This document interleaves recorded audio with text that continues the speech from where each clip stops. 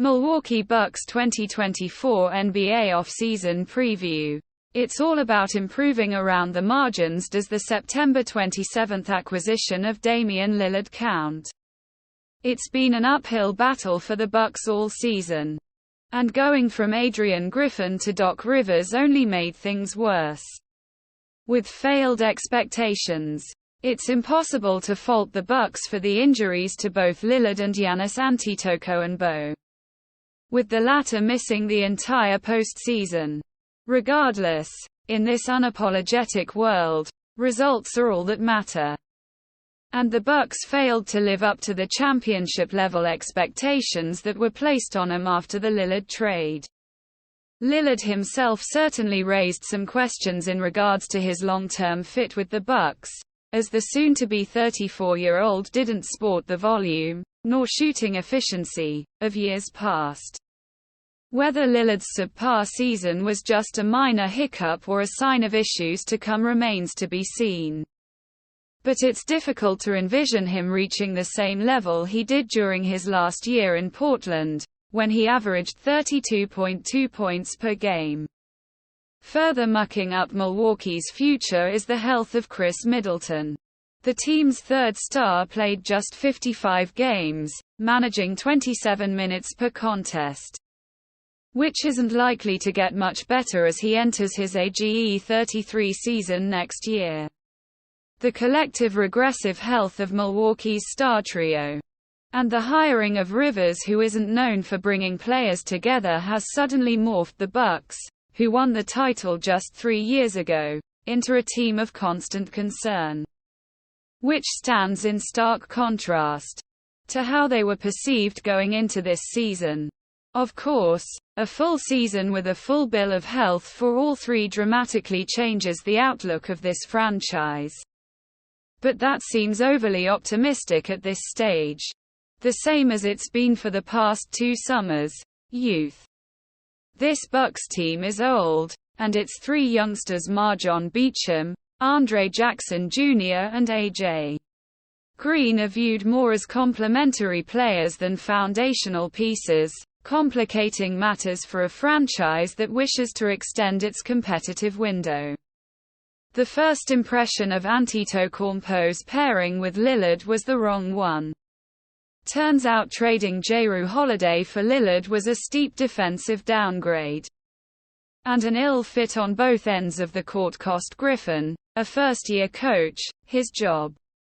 The mid-season hiring of Rivers did little to resolve chemistry concerns, and an ill-timed injury to Antetokounmpo made matters worse. However much optimism you might have in Milwaukee's ability to retool around Antetokounmpo and Lillard, there are limits to what the Bucks can do. Brook Lopez, Lillard and Middleton will enter next season at 36, 34 and 33 years old, respectively. The Bucks have minimum contracts or middling trade chips to spend on defensive upgrades. Their top priority, though, is ensuring neither Antetokounmpo nor Lillard requests a trade before both stars get a chance to improve their 2-man game over the summer. Ben Rohrbach like the Suns. Milwaukee will have to make their first-round selection, given that they didn't have one last year. They can trade the player after making the selection, but given their need of getting younger, this wouldn't be advisable. The Bucks have the luxury of simply adding pieces around Antetokounmpo and Lillard. 4-year college players who could be plugged in right away are Kansas' Kevin McCullough Jr. and Marquette's Tyler Kolek. Both players were the top scoring options for their respective teams and can contribute right away to an established team. Antetokounmpo and 7-4 Purdue star Zach Edey would also be a fun duo to watch in the paint. Kristen Peak. The Bucks are paying over $151 million next season for just 4 players in Antetokounmpo, Lillard, Middleton and Lopez. Add roughly $22 million for Bobby Portis and Pat Connaughton, and it's looking like the franchise will be deep into the tax and above the first apron, restricting its upgrade options.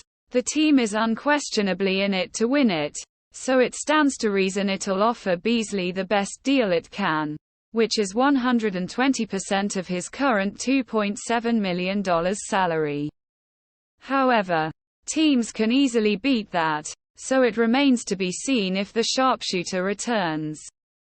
A proper bounce back. This season ended in absolute catastrophe, and the Bucks need to be mindful of the fact that Antetokounmpo could lose patience on a less competitive team, putting extra emphasis on overall improvement. The Bucks need to take the summer off to get healthy.